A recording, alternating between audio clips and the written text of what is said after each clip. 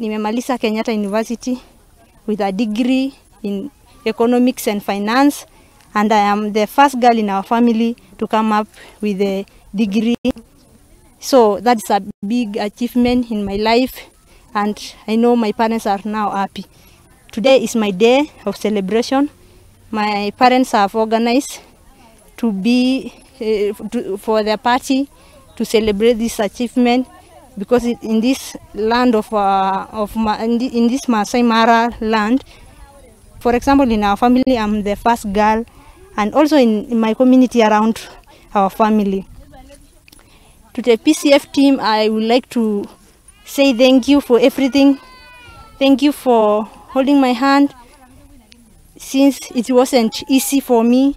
I was a self-sponsored student and life was very hard for me. So if it was not the PCF team, I couldn't make it up to now. Didn't like to educate girls at home. So my mother fought for me to go to school.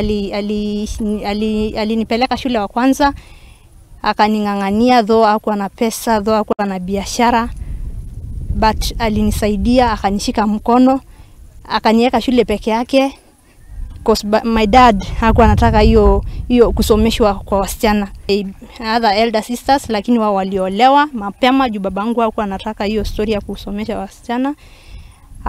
Akaniweka mimi shule peke yangu, mamangu akaniweka shule peke yangu. Wasichana wenye wako shule, usi give up na life, don't give up. In fact, ukifika mwisho ya maisha, unafaa utulie, tuombe Mungu, juu Mungu yeye anakuwa na the other chance, na anakuanga na opportunities mingi kwa maisha yako.